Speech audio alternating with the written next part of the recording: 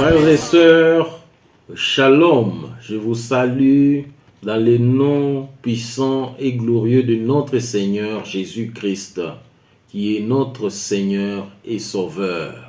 Bienvenue à ces temps de méditation, ces temps de partage de la parole de Dieu, ces temps d'étude, ces temps d'interprétation de la parole.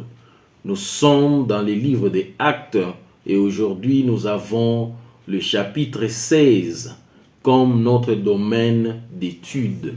Et quand je lis ces chapitres, je vois Paul et Silas se rendre à Derbe et à Lystre. Là, ils ont rencontré un disciple appelé Timothée. Les gens avaient de bons témoignages pour lui et Paul a préféré le prendre avec lui. Il a circoncis parce que il avait un des parents juifs, un des parents grecs. Alors que les Juifs connaissaient qu'il a un des parents grecs, Paul a préféré le faire circoncire. Il est parti de ville en ville, annonçant les décisions que l'église de Jérusalem avait prises. Les décisions que nous avons dit hier dans le verset 15. Et alors, Paul, dans sa marche, il arriva dans une ville où il campa près de la rivière, où les Juifs avaient habitude d'aller prier.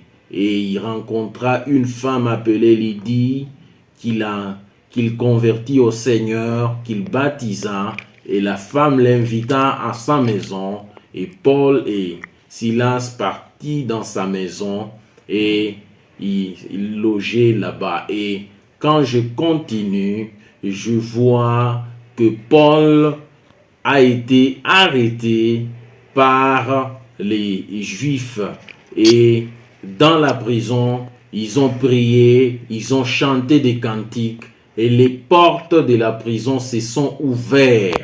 Mais Paul n'est pas sorti de la prison. Alors le gardien, voyant que les portes étaient ouvertes, alors il a eu peur, il a voulu se faire du mal. Paul l'a dit, nous sommes tous là, ne te fais pas du mal.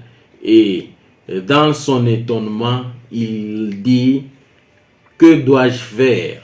Et alors Paul lui dit, crois au Seigneur, toi et ta maison, et tu seras sauvé.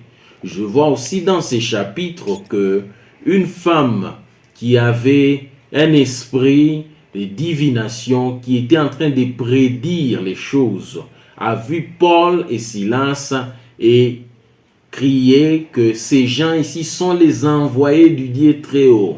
Ils sont venus vous enseigner comment être sauvé. Et alors, comme elle criait et criait et criait, alors on a eu assez et a déclaré à l'esprit de quitter ses corps. Ce qu'il n'a pas déclaré, mais il a commandé à l'esprit de quitter cette femme.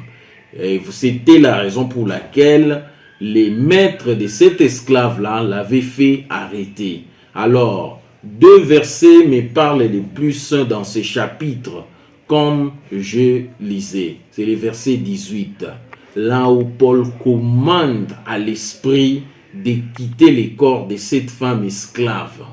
Ça, c'est une attitude que nous devons prendre devant les esprits impurs. Nous n'avons pas à supplier les esprits.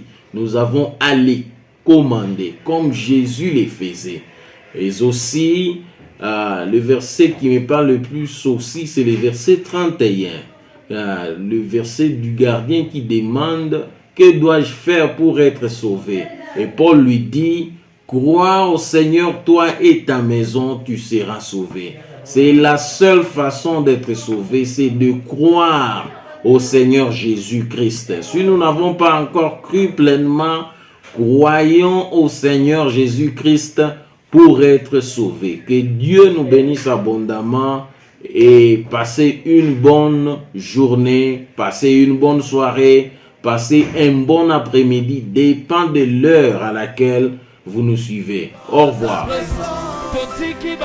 tout otiki bandako toye, nous voici dans ta présence. Dans ta présence.